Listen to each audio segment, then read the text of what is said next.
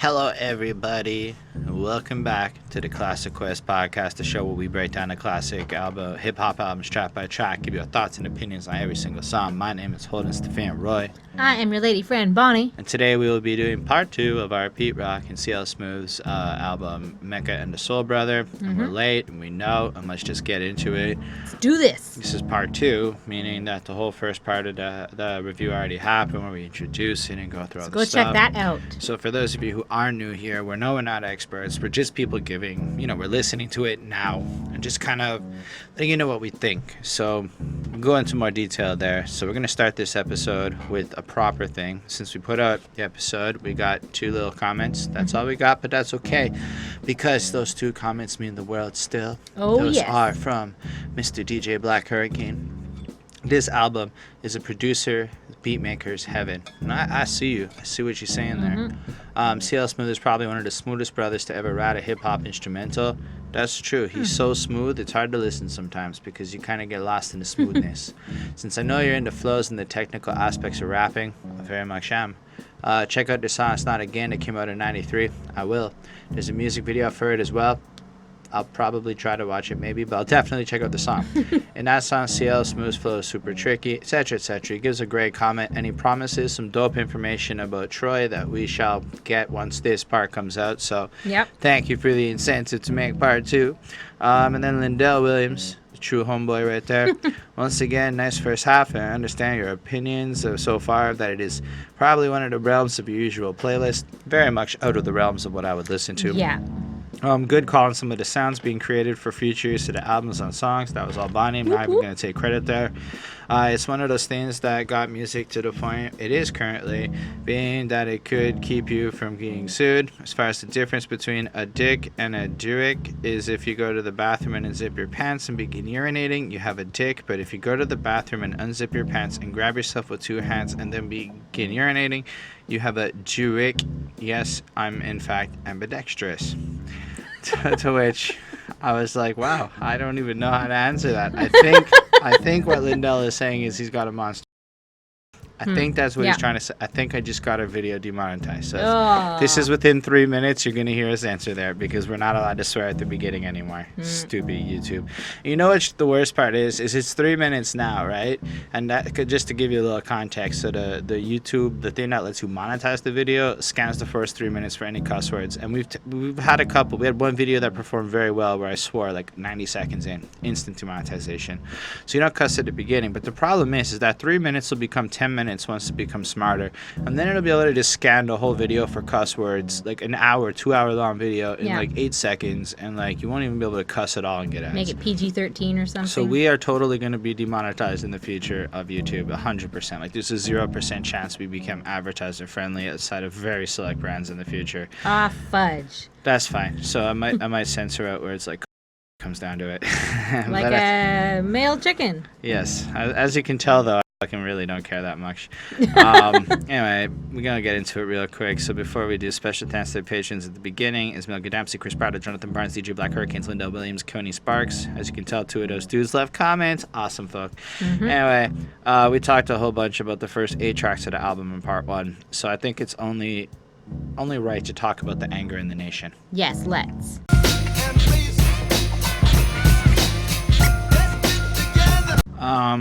So since Bonnie brought a prop and didn't tell me about it, she just brought it, shot it down on the table, and said, "Don't worry, I'm gonna do what I gotta do." I believe, something like that. I believe she should just take this one and run with it. Well, okay. Well, I really like the samples on this song, actually. And I wanted to mention that I also have one of the records that the sample is from. It is a James Brown. It's Golden 30 Hits. James Brown, solid gold. There. 2 discs. It's fabulous. Get it if you don't already have it. I didn't know we had that. I bet we have a whole bunch of records. Y'all would be way more I've got all the good with. Records. You don't know. I'm not. I don't know. Yeah. I don't even know if you know I'm okay with digital sounds. I don't even know if you know how to run a record. Give me them flax, baby. Anyways, we've got that in common. That's it. So, That's all I gotta say about this song. yep, that's it. 4 on 5. No.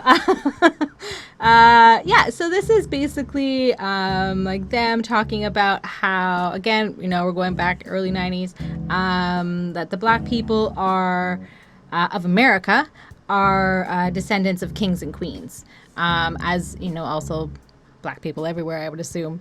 And so it's just sort of like a reminder of that, and like hoping that the community and like the entire race can like raise up as like a nation, and be better than the way that they're being treated, which is obviously if the way that they're being treated, or they were and still are treated, is obviously something that's going to bother people. And like I can't even imagine being treated in like a certain like negative way, like your whole life. Eventually like something's gonna just like rub you the wrong way, and you're just gonna be fed up with it.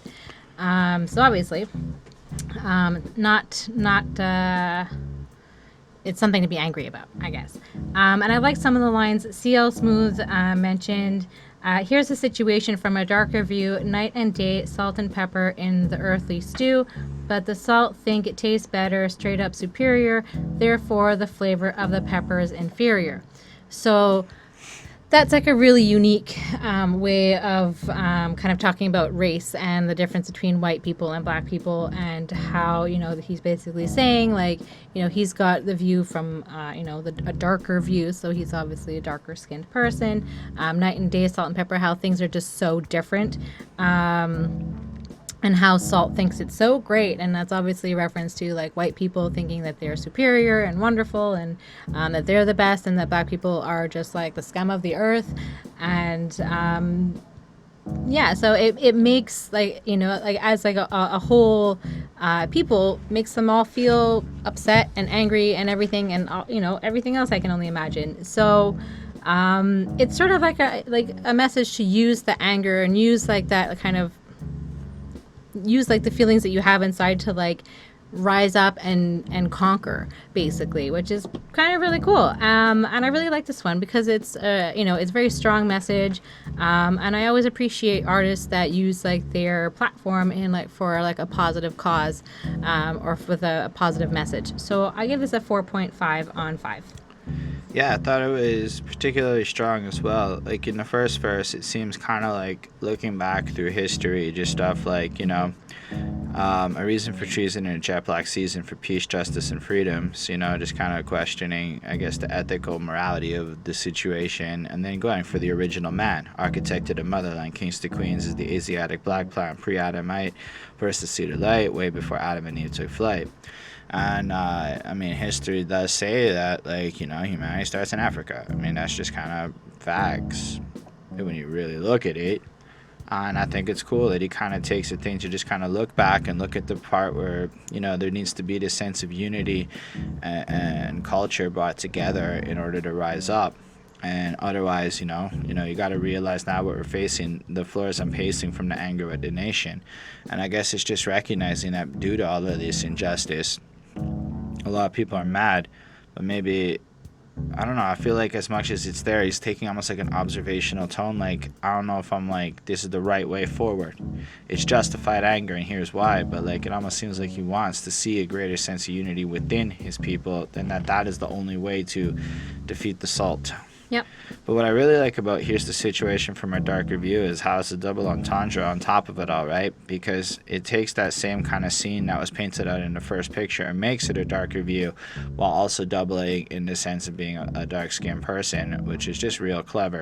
And then right after the line with the pepper inferior, incorrect though, giving some heartburn, level of a devil, better wait your turn.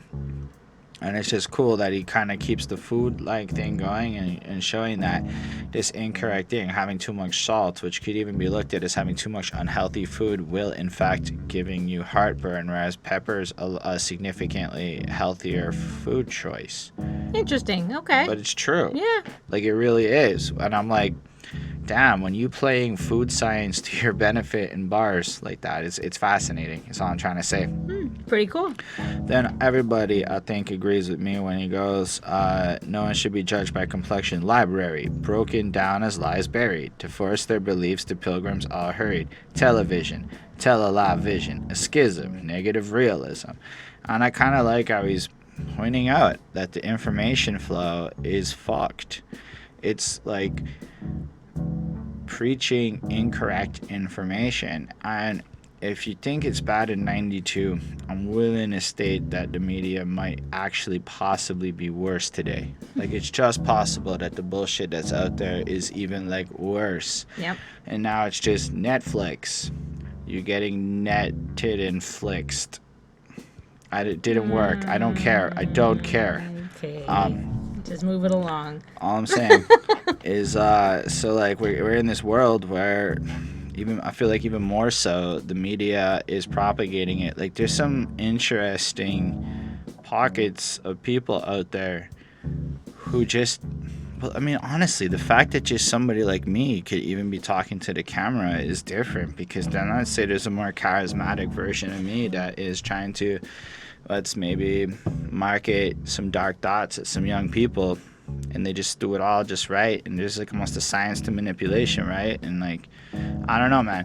I think the fact that the threshold of information flow is whack. I suppose not everybody's just lying to everyone. I don't know. Then there's like the third verse where I really again liked how, like, and it can go strong, like the power of fruits of Islam, and I'm like, this really does feel like a Nation of Islam inspired track. But it also reminded me of, I don't know if y'all saw the new Inspected Deck music video where he kind of walks it through the history of hip hop. I think it's like Can't Stay Away. It's like fresh and new. And at one point they get to like the all black, like Black Panther-y kind of looking moment in hip hop, and I feel like this almost is encouraging you to get in touch with the roots and the history of everything and to understand better. Also, like, guess how many times they thought they killed the Messiah? Malcolm X, Dr. King, let's sing. All around the world, let freedom ring. Reality is real, so how do you feel from being kings on a throne to picking cotton in a field? Your slavery is lack of identity. And it's just like these really harsh but honest observations of the situation, and I kind of like that in the midst of these albums where, like, honestly, there wasn't anything quite like this on the first part of the album. It was a lot more fun and jovial and, you know, that kind of stuff. Like, there was nothing I would say that was quite like this. Well, no, I think this is obviously like a unique song. I mean, even with like Return to Mecca about hip hop, for Pete's sake, skill, Ghettos of the Mind, some kind of, you know, looking at the situation, so maybe Ghettos of the Mind touches, but it's not quite like this. No. This one, when I first heard it, I was like, this stands out. Like, this absolutely stands out on this album as a very distinct track. But it's also, like, deep in, so they get you hooked, they get you vibed out, and then they drop that freaking truth on you halfway through, and I think that's really freaking cool. Yep. The beat's pretty ridiculous. At this point, it's just really fun to listen to. There's such a deep level of passion, and I really think this is one of my favorite songs on this album, and I give it a 4.75 on 5. Nice. Anyway, the next one is a big song.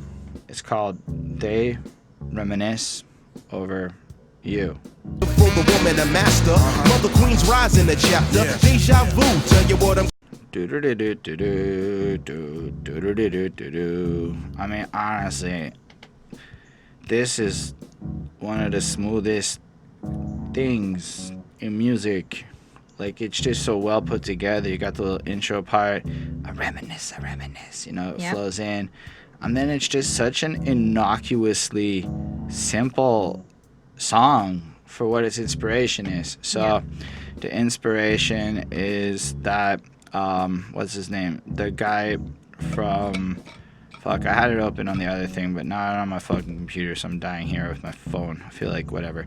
But the dude from, what's his name? The guy, the backup dancer to the other dude.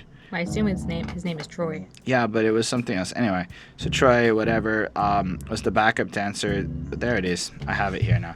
From Heavy D and the Boys, it was Trouble T. Roy of Heavy D and the Boys. He was a backup dancer for them, and he was on some, like, ramp thing. Yeah, he was it about sounds 20 like he was, years he was old. on like a platform, or like he was up on something. They were maybe inebriated at very late hours of the night, having some tomfoolery. and somebody pushed him or he fell or something I think happened. he fell. And he basically fell 2 stories and was no longer there. And it was really sad because he was super young and he was like good friends with everybody. And I guess that just inspired this track about reminiscing and like looking back. So in a sense, the track is dedicated to him. So Yeah. I saw that right away. But then you're kind of caught off guard with just what this song ends up being about. Because like the first verse is just honestly CL Smooth. The 2 lines version is, my mom had a tough life with a bunch of kids, and then she met another dude, and it kind of got changed. And that's like the first verse, and like it's done smoother, but like I reminisce for a spell, or shall I say, think back. It's one of those lines where you're like, you don't really need to put that second part there, but okay, we can flow.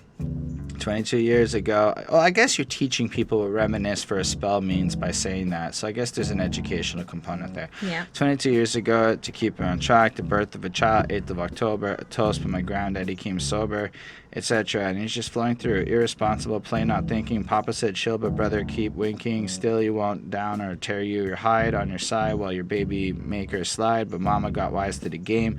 The youngest of 5 kids, so here it is. Anyway, so she has 5 kids. The guy ends up being left, and she's just kind of on her own, and she's going through, and then whatever. Then in the second verse, he kind of, and this I really thought was nifty and not so common, is he gave props to the stepdad and saying it doesn't really matter that you're not my dad. And as a guy, I've started to really become aware in my 30s that lots of dudes have been fucked in this child situation.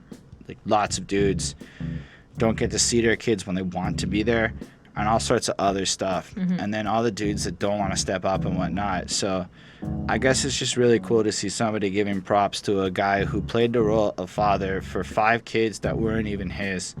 And that's some pretty like stand-up shit there, you know? Absolutely. Yeah. I thought that was really cool. And just the way he's doing it. And then he kind of talks about going to a party with his grandpa or whatever, and he's trying to give him advice on how to deal with kids. And then they both hit on the hookers, which were actually just the hoes, which is actually just the sluts, which is, gosh, this is so hard to keep up with the distinctions between all this stuff. Yep. Anyway, just make sure you use a Jimmy hat. So it's good that they threw that in, the little condom line. And then finally in the last verse, they kind of touch on the fact that Troy is there and whatnot, and just how deep that was. But it was really just kind of, you know, listen close as I prove my point. T to the R to the O, well, I. How did you and I meet? In front of Big Lou's fighting on the street, but you only saw what took many time to see. I dedicate this to you for believing in me. And that's really sweet, because at the end of the day, it just kind of recounts a little situation, and then, yeah, like, I want to dedicate this track to you because you really mean the world. And then Pete Rock does his little outro where it's again dedicated to him, and it's just like, yo, let's kick it for real. This is what's really important. The music video is alright. It's nice. It's alright. But yo, like, there's just this vibe and this emotion, this calming, peaceful Sunday afternoon stroll feel that this song gives off. It's almost like the opposite vibe of the last track, but I think that very few songs can do what this song did as well as this song did. Yeah. Being a sweet dedication while also just kind of reminding you to smell the roses and appreciate what you have. Because I think that's the point. He's thinking back and pointing out some circumstances and realizing how much he could appreciate these people in his life, and you should do the same, you know? Yep. They reminisce over you or whatever. I think that's what it is. Yeah. So, I mean, that's just kind of an interesting point. And I liked it. I liked it a lot. I mean, to me, this is maybe one of the best songs. And this might go on, like, if I had to make a top 100 hip-hop songs of all time list, maybe one day in a few years I'll be bold enough. But, like, this wouldn't be, like, in my top 50. But it would totally be like one of those songs that I felt like deserved to be on the list for how remarkably well put together it really is. Like the beat work, that like saxophone thing, it's just all sorts of shit I normally wouldn't like, just being blended so perfectly that you can't help but admire just the quality of this. Like this song alone probably could carry their career in terms of being so fucking like they made this. How could you say anything? They made this, you know, like. Right. Anyway, that's how I feel about that song. I think it's cool. Yeah, I mean, it's definitely, that's what it is. It's about remembering, you know, their friend that died, unfortunately, and sort of like learning from other people's mistakes, kind of, but realizing, you know, that they struggled in making those mistakes as well. So CL is on like the first verse, and he's basically he's telling like the story of like his mother's struggles, and how she kind of became a better person, and then, you know, good things came to her then. So you know, it is sort of like a reminder that you know, can be a situation like if you change your ways, if maybe you know, you're on like the wrong path, then you can get on the better path and good things will happen, and, you know, wishful thinking and all that. So yeah, and he definitely goes on to mention like other people that he's never going to forget in his life, and, you know, talks about the father figure situation like you mentioned, and, you know, I think that's really great. And I liked a couple of the lines. I strive to live because I got no choice and run my own business like my Aunt Joyce. So Pete Rock hit me, enough respect due when they reminisce over you, listen. So it's sort of like a reminder, like, you know, that, you know, we're almost reminiscing over them. Not that they're, you know, they're dead, but, you know, we're reminiscing over like them reminiscing. So it's sort of like a cyclical thing, and, you know, people always look back and remember, and I mean, you know, a variety of things. I mean, that's on our Quebec license plates. It says "Je me souviens," so I will remember, and so it's just things like that. So it's very nice and very thoughtful, and just sort of like, you know, you can change your path, and also kind of learning from other people's mistakes, as well as mentioning, you know, his friend. And I don't know, I thought it was like kind of an interesting song that, you know, and it was nice and thoughtful. So I give it a 4.25. All right. Well, the beat goes on and on and on and Sure does. on and on and on. On and on. Yep, it goes on. On and on. On and on. On and on. Yep, keeps on going. Rise him in the cellar. You Charlie ho, hip hip. My fam's gonna catch a fit. My father. So we get a beautiful freestyle, and we know it's off the dome. Off the dome is technically the term for when you're spitting without pre-written lyrics, whereas a freestyle is technically Off the head. you just rapping anything over a beat that wasn't necessarily what it's meant for. So spitting a written verse is still freestyling if you just kicking that verse, whereas off the dome is a particular brand of this thing where you actually just make it up as you go along. Okay. I looked into that shit. There's several videos watching people discuss this nomenclature. So you don't have to agree with me. You can go look it up and then let me cite your sources, is what I'm trying to say. I used Hip Hop DX's breakdown where I talked about a whole bunch of other people, and then I went and listened to about guys like Karis, what I had to say. Anyway, on the one they call the G to the R-A, and it just flows on, and it's just like Because this, it's featuring Grap Luva. which is Pete Rock's little brother, and it just flows through. He crossed over Honey Dip, knew it was Harlem Week. I was going to the place to be. It's me, the capital rapital G-R-A-P, in the place to be with my man Pete Rock and C.L. Smooth, and it's like, oh, it's basically one of those, and then all of a sudden he just goes a little bit crazy here. He goes something about fuck a couple of times and they beep it, and Yeah, I then thought he that goes, was funny. I don't think I've heard very many. so he goes like, what the fuck, I got stupid motherfuckers on my dick, what the fuck, I rock the mic so quick. But then later on he goes, on the mic, and I'm gonna set an example, girls I pull, I got the honey dip, so what's up, if my tank is full of sperm, I'm ready to bust a nut. What's up, Pete Rock, come and get it on the cut. And I'm like, that's a weird segue. My ball sack, it's full of the sperm, and I'm about to smash it. Yo, Pete, you gotta come rap. I gotta go jizz. That's basically what I took from that. And Yeah, okay. I know I've been told I think too much into it, but language is communication. It's what he said. It had a meaning. Anyway, and then it's like the song just starts, and we go like right into almost a few verses of CL Smooth rapping and Pete Rock going on over the beat and whatnot. And it just kind of is just back to that, like, It's flowing really nice, going on about their rapping. They're not super violent or anything, and it's just kind of back to that regular flow.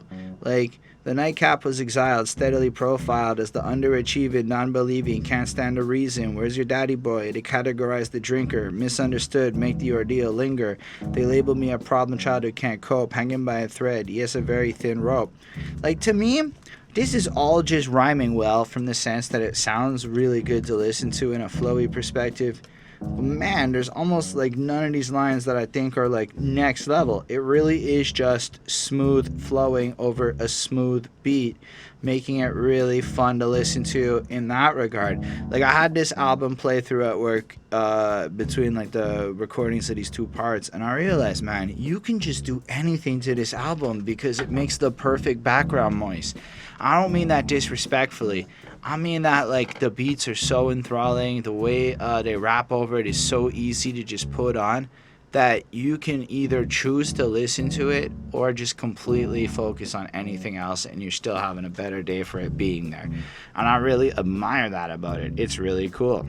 True. But then you got like a Phi Slamma Jamma when you wear a bandana, peace to Pop Dukes and long live Nana. The formula is reality. Pete rocks the storm together forever. Yes, G, we got it going on.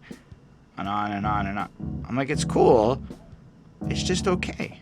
However, my favorite line though is beefing, where's the coke? I said a 6-pack of soda.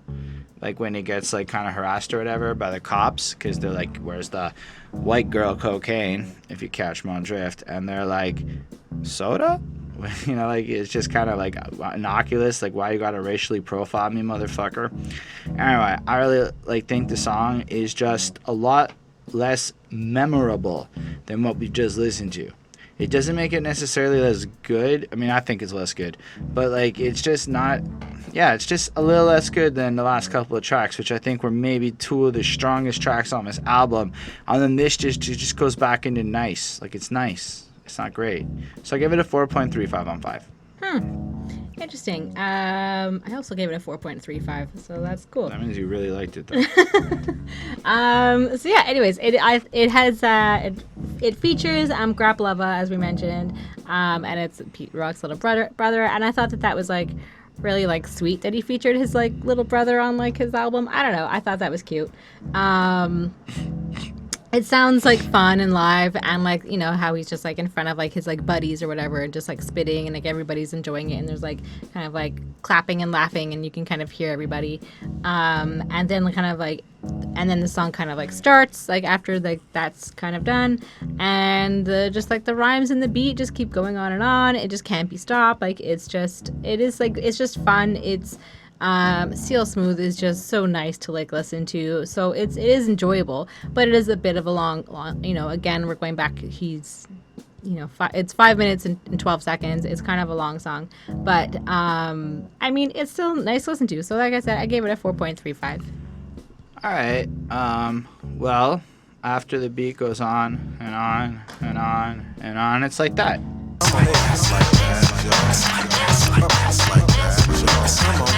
All right, Bonnie, you can go first this time. Well, I just wanted to also mention that this is the shortest song on the album at 3 minutes and 58 seconds. I mean, I don't really have too much to say about this one. I just really like the beats and the rhymes on this one. And like, it's really like a good use of both of them, of C.L. Smooth and Pete Rock, because like I said, the rhymes and the beat, very, very cool. It's super like well mixed. It's fun. I liked a few of like, I wrote down some of the lyrics that I liked. I thought the prognosis, so macadocious, straight up ferocious for those who can focus. I like that. I like the way that it sounded and the way that it flowed. I thought that was like a unique. Plus, who the fuck says macadocious? I actually don't know what macadocious means at this very second. I don't know that that's an actual word, but it's like Return of the Mac, or like, I feel like if somebody's like macadocious, like I feel like they're probably like really cool or something like that. Like that's how I would imagine. Or crazy. Like I'm not really sure like what it would mean. I think it's just like a made up word, but it's a good looking guy. Or it's a good looking guy.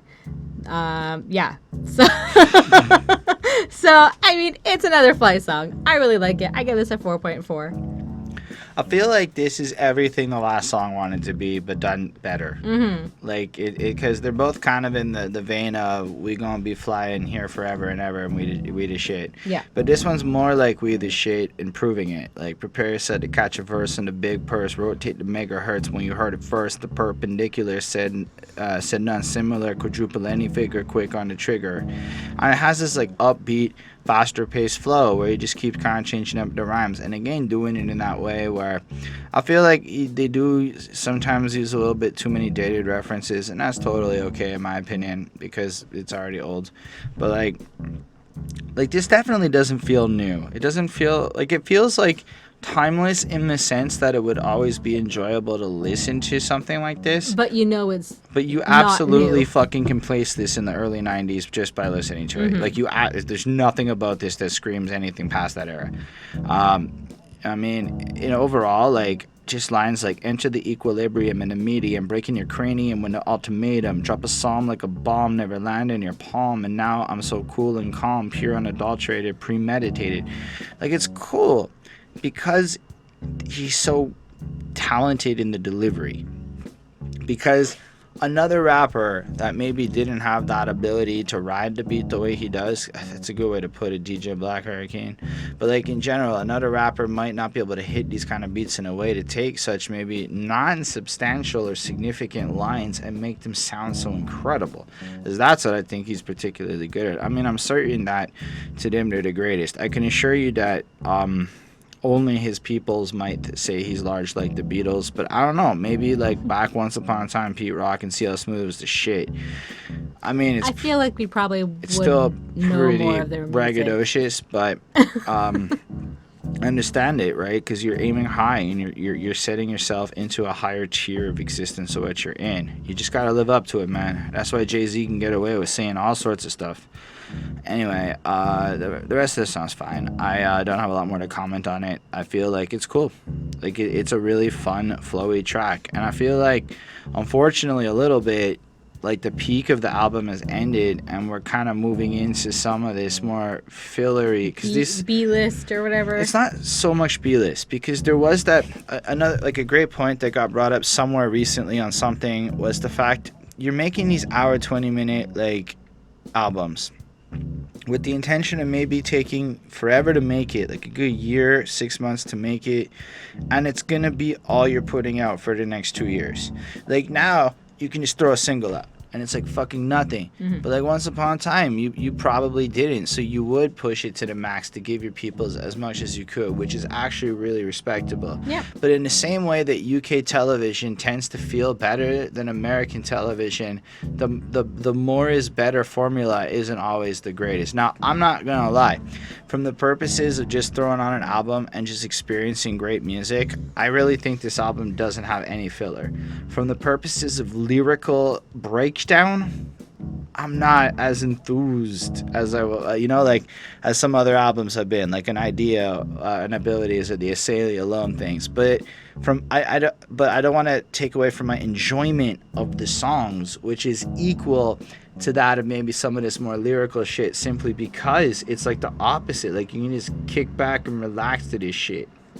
Anyway, Yep. I gave it a 4.5 on 5. I thought it was pretty fresh. All right. Well, you can't front on me. I can front on you, and I will No, front all over absolutely you. In not. fact, I'll Never. fart on you. No. A gift player like the gospel, a logical apostle, colossal, afro, a cut. This honestly feels like the third of the same song in a row in the sense of like the theme of what they're trying to do with the track. Only the specific niches you can't, I guess, fake on them. Yeah. Just be like, real with them. But like, yo, hit the war drums that vibrate the earth underneath. Hear my people and I come. Gotta wake up the chief. Not a pale frail ghost. CL's erect the most. Cause the Mecca land never had Leo Africanos, the Sardinian master of the Mediterranean. And it's lovely if I'm the one you're sky paging. And from what I get from that, he's ready to go. And I take it like, when it comes to them MCs and shit, gotta be ready to go, and he's the greatest. And I believe Mecca in this context is Harlem, and he's the freshest from where he's from.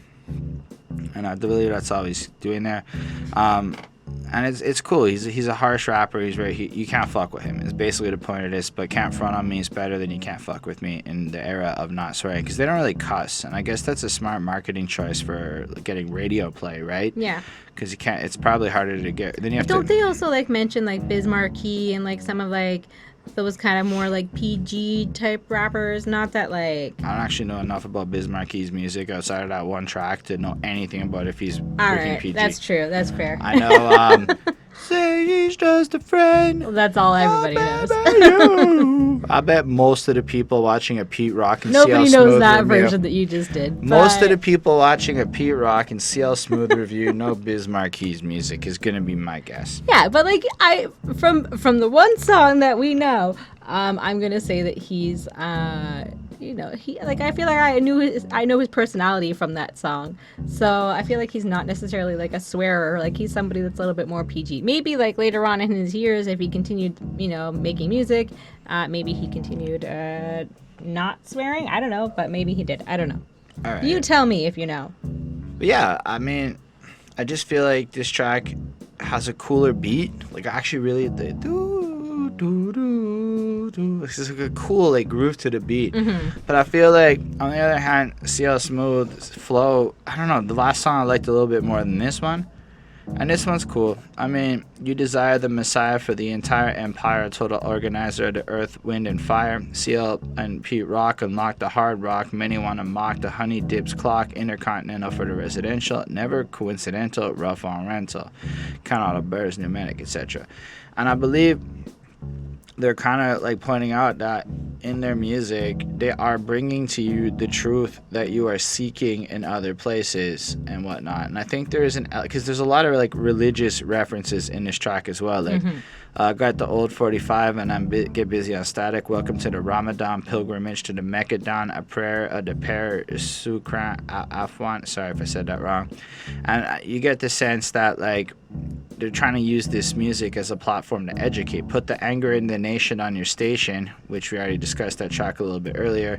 Anvils that fills the whole circumference, and black people crowd in mass abundance. So I feel like this is like, as much as it's like we're super dope, it's the music has a purpose. Yeah. And we're using it that way. And we should be kind of legitimate with it. Overall, I give it a 4.35. It's not one of my favorite songs to listen to, but at the same time, even the lower end of this album is pretty spectacular, and a lot of my feelings is preference. Like, I think this is really well made. Yeah, I mean, I feel very similar to you, actually.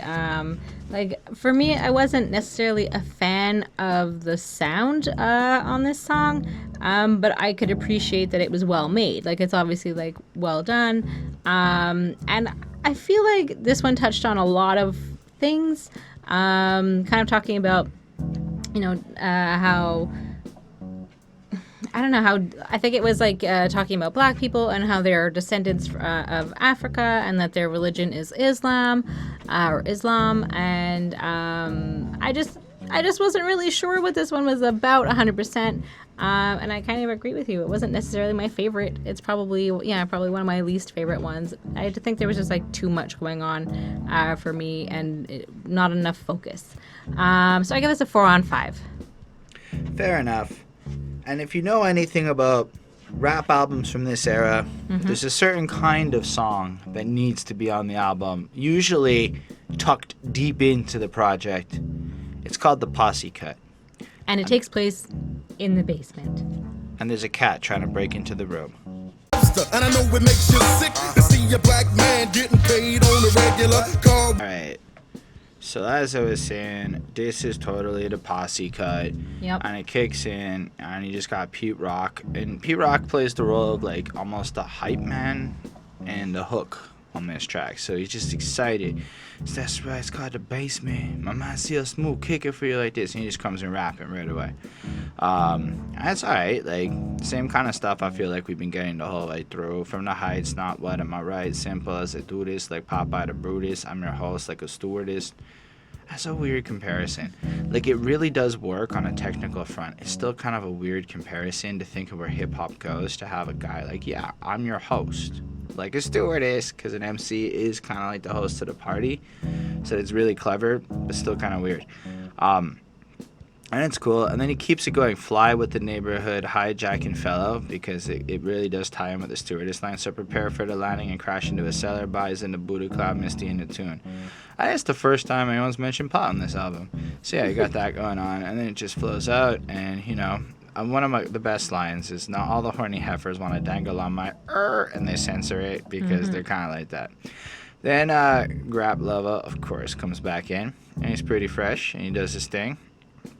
And I don't know if he's got any like super duper standout lines, but I like the fact that he's all about the crew. Like, you can feel his appreciation that Pete and C.L. Smooth are putting him on this album, and he's not gonna waste an opportunity to let you know that he appreciates that. I like the way he ends it. Peace, I gotta go. Graps is out the door, the basement, you know, reaffirming it. Like, that is a dude who's really down for the squad. And I really like that about him. Then Heavy D comes in. I never heard Heavy D rap before. I literally know who Heavy D is because Eminem said bump in Heavy D and the boys in Rap God. So evidently Eminem bumped Heavy D and the boys. And I kind of read up about him a little bit because I was curious. But anyway, I really like the way tick tock, tick, things are getting thick. Here comes the hipster. I know what make you sick. And the way he like hits that kind of flow there, it's just like, oh, that's fresh. That's new on this album. It actually makes me want to review Heavy D. I'm not even gonna lie. He comes in cool with the cellular fellas. I'm telling you, I got plots and plans, pots and pans, stocks and grands. Like, just the way he does it, it's nice. And it's kind of flossing at you in a cool way that's kind of crew. And you're setting it all up. Then Pete Rock does the fourth verse, and you're like, oh, Pete Rock. And then he comes in, he's all right. Fourth, the backbone of the Wig Out, which is his wig out, you know, song. It was really fun. Freestyle, crazy, hardcore, no sellout. And I like that because we know he's legitimate and whatnot. And it just kind of flows in and it's pretty good. He's the pimp daddy of the funk flavor, catch you later, clever like a secret agent coming from the basement. And that's cool. All I ever want in my future is a basement where I can create this shit. Like, we're in an apartment now. If this was in a basement, it would be 5 times as cool because it would be fresher. Okay. Then we get into names I've never heard of. Robbo's aight, does his thing. And you know what? I gotta give him credit, right? Because sometimes the posse cut dudes sound like they don't belong. Granted, Heavy D sounds like he's literally the best rapper on the track in a significant way. Everyone else sounds good next to each other otherwise, though. And I give him a lot of credit to that. Alakazam, you'll never guess what I am. Motto is that nothing ever changes but haircuts and kicks. That was a weird line because I didn't guess who he is. It's just magical. And I guess all he gets is new kicks and haircuts, but he stays the same. I don't know. Lyrically, I shouldn't be thinking about this a lot. Y'all think I overthink stuff, and I do. So I'm going to not overthink him. He's cool. He does his thing. And then Deda Baby Pot comes in and also does his thing, and it's pretty cool. Like, it's, again, nothing like super significant, but super kind of enjoyable to listen to. The track ends, and you're like, you know what? That was a pretty cool posse cut. It was pretty fun to listen to. The different voices and whatnot really kind of make the track not feel as long, and it gives it some energy and some diversity and a bit of a change up in a way that this is a rare moment where I think this album might have benefited from more features for my sonic pleasure, which is an abnormal thing for me to be saying. Anyway, I give this a 4.5 on 5. It's truly one of the cooler tracks on the album. All right. I mean, yeah, this is definitely like the crew track, whatever. And overall, I mean, I thought they were all pretty good. I don't think there was one that I necessarily like. Yeah, Heavy D stood out a little bit, but like I thought that they were all pretty good. Oh yeah, I don't mean to imply that like it was bad. It's just Heavy D was the trickiest. Okay, maybe. And I thought like the beat was fun. I liked that as well. But I thought like I was like, have I heard this beat before? Like, it definitely like, was this from another song? Like, I don't know where it was. It definitely sounds very familiar. Or maybe it was just like sampled in something else, and like I just got it confused. But overall, I mean, it was a nice, good crew track. I give it a 4.1 on 5. That's all. Yeah, I don't really have too much to say about it. Yeah. Anyway, the next track on it is the second to last song on the album, and if it ain't rough, just like sex, it ain't right, just like sex.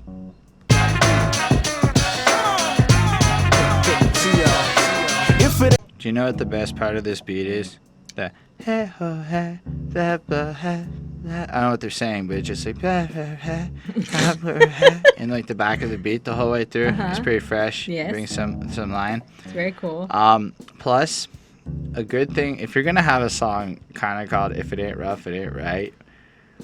Above the level of a mezzanine, healthy as Ovaltine. Isn't Ovaltine the shit that's involved in your pooping to make your poop proper? Maybe. I know it's like Anyway. a drink that you make out of like a chocolate milk thing. I think it has to. Anyway, so Maybe, I was maybe. like, is that what he wants to be rough? Anyway, the dominant gene clean. I mean, go to light screen. The protege could play chess to quest the best. Confess never as poor as Bangladesh. Whew, that's harsh. It's pretty true. They're pretty poor. I get busy like a boxer, operate like a doctor, seal like a locker, pop like Orville Redenbacher. Buy the tape, LP, CD, and that was one of my favorite lines. He's like, I don't care how you fucking consume this music. Just consume it and pay for it, please. All me and PD to cater to the needy. And we'll give you more music if you buy it. But in general, like, I feel like I'm like, oh, we're back into this vibe of them just kind of rapping and like, maybe not the clever, not to say unclever, that's not the right word. They're not doing anything new on this project at this point that I find like substantial. Like, this is just kind of like, we rapping, we cool. We want to make some legitimate sounding shit. Although it's weird that they're going like we need it rough enough while they happen to be one of the smoothest acts we've like actually covered in general. I do like when he's like, check the Fahrenheit before I take flight, unique as Mozambique, fear to freak chic, the skills that won't leak and never antique. And it's just, I like the way he's able to take these rhymes and come up with kind of creative ways to drop it. It's just, I don't know, I feel like I almost forget a little bit after we're done. Like, none of these lines are sticking with me, and I'm like thinking like, that was super fresh later on. It's just kind of like, this is really nice to listen to. Yeah. Which I feel like is the tone of this album. This is super nice to listen to. Anyway, I thought it was really cool. I don't really have a lot more to cover on this. The beat is really bumping. The flow is really good, but at track 17, as a binge listener in this moment, I'm like, this is a lot of like the same shit. Yeah. So flowing through the album is cool. Like, to be truthful with you, this is the kind of album where as I'm listening to it track to track, I barely notice the song shifting, and I'm barely really like engaged in it like that. But my enjoyment, and it's weird, I've never had that experience with I've never liked an album this much that I've had that experience with, is I guess what I'm trying to convey there. So all things considered, I'm giving this a 4.35. I don't have a lot more I can add here. It's just another really cool song that fits like the staple of what this album can be. Yeah, I mean, I kind of feel the same way. I like this one. I thought it was sort of like funky. It had great rhymes. It has great flow to it. I appreciate like the jazzy kind of feel to it. There was like a few random lines at the beginning that I thought were kind of cute, like a prayer for Madonna, but a different world for Jasmine. So I thought it was like something. I thought that was kind of like a cute kind of play on word, or not play on words, but use of words. And then while I'm there, I make appear a positive pap smear, and I was like, I don't think pap smear has been used very much in rap lyrics, so I thought that was interesting. Ladies, go get your pap smear. So anyways, it's just another fun song. It's there's not too much else to say about it. I gave it a 4.2 on 5.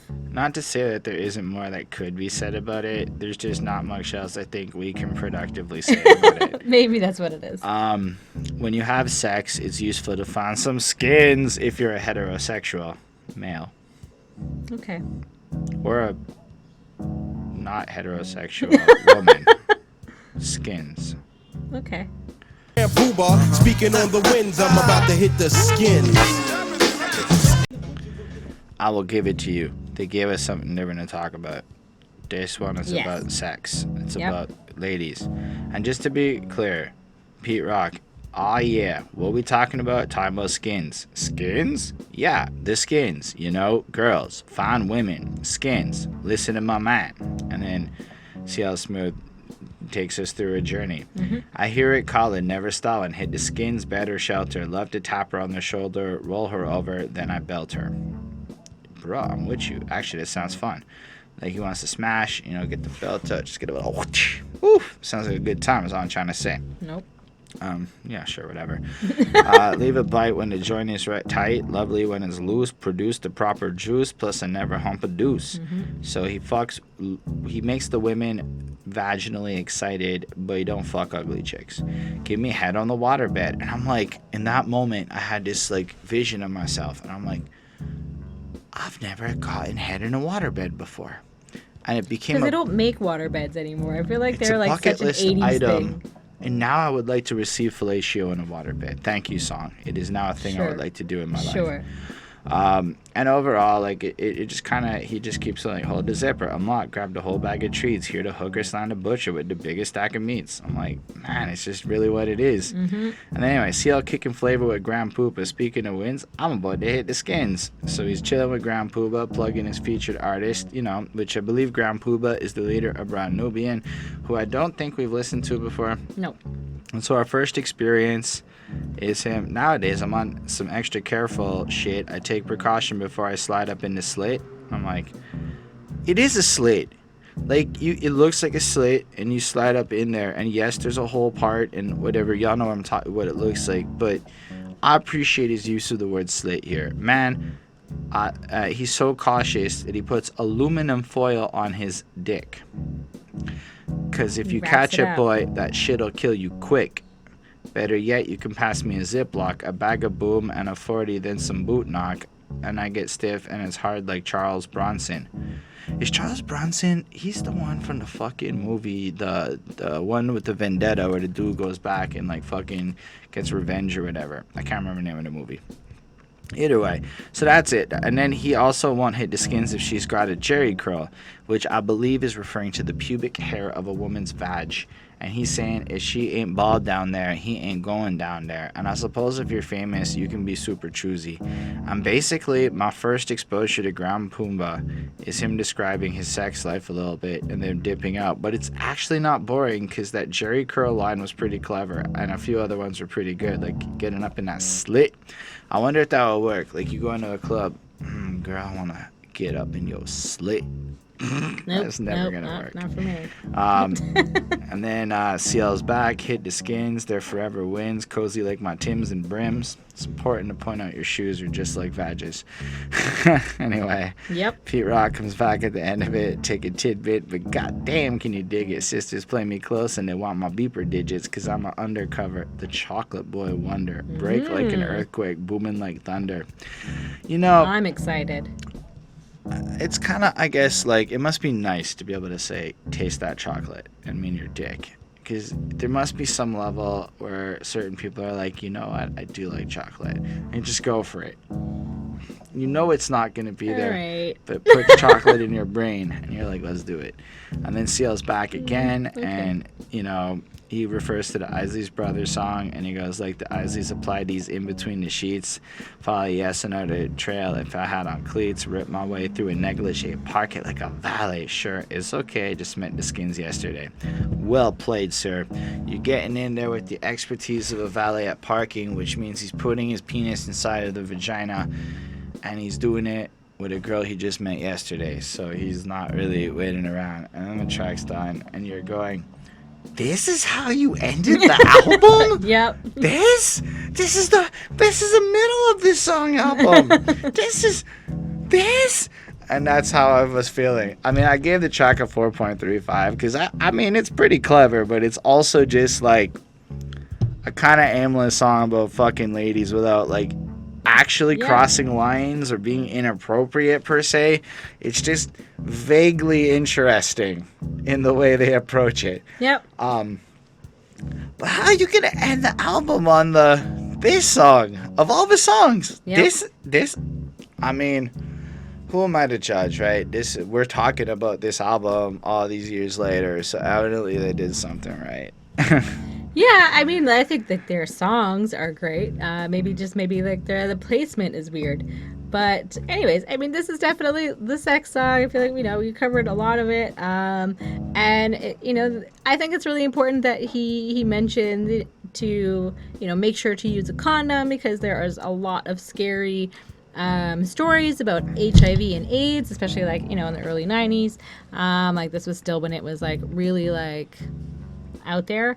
And I did think it was kind of like a funny little song to end the album on. I definitely agree with you on that. Maybe just like a, hey, like, don't forget, use a condom kind of situation. Like, I don't know. But, it was fine. I thought it was fine. I gave it a 4.2 on 5. All right. So I guess that brings us to the end of this album review. For this project, I give it a 4.4404. All I do is run an average, so I like to get real specific. One day when our site's live, we'll have like maybe a chart that shows all the album grades we've given or something. Give us time. Those things aren't quick to calculate. It's a lot of reviews.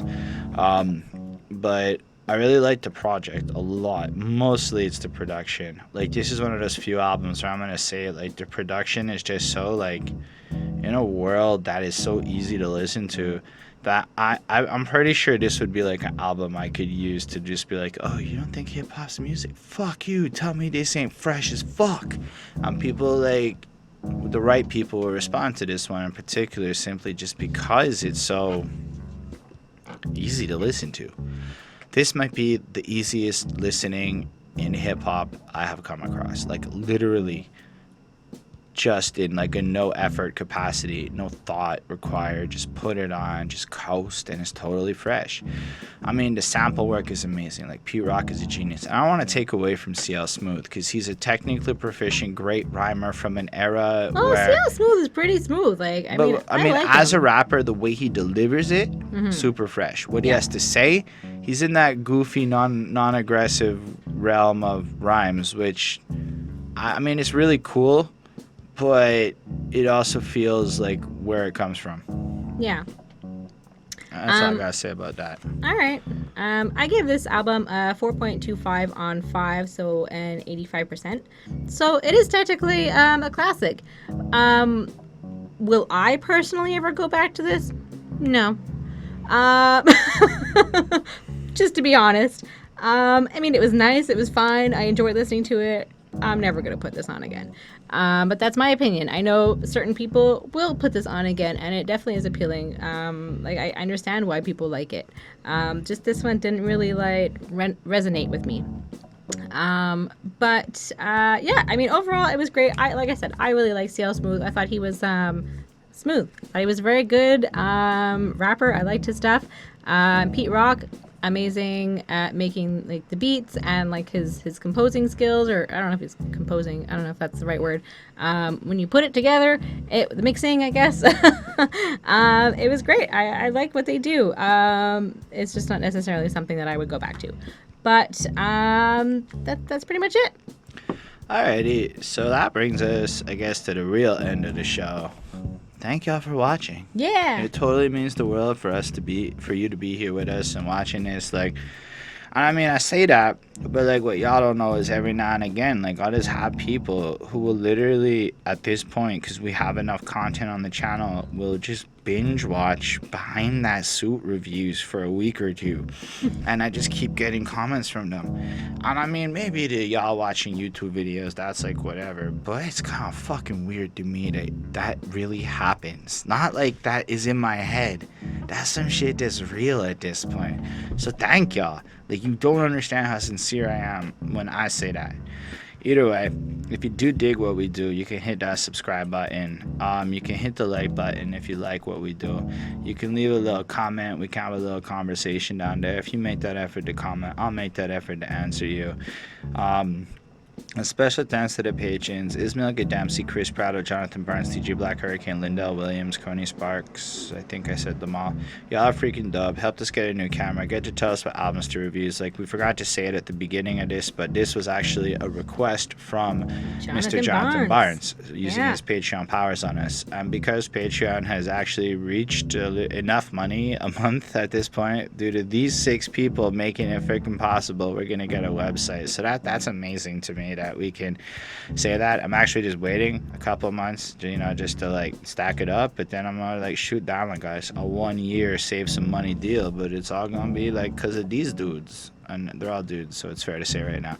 So thank y'all for it, man. If you want to help us grow for $1 a month or more, you can sign up for that shit. And I know it sounds like whatever. I'm literally begging for charity, and it's what it is, and I hate my soul for it. But in this content world, it's like, if y'all dig the vibe that we have, this real shit, this is how you can help it get more of it. It's all a democracy of sorts. So if you dig us, you can support us. If you don't, you can appreciate the fact that I'm obliged by the content gods of life to fucking do this every single time. I also make music. You can check that out in the description below. It'll be freaking fresh to you. And I'd love to hear what you think about anything. So we're gonna get that bodied review out soon, this month. Peace.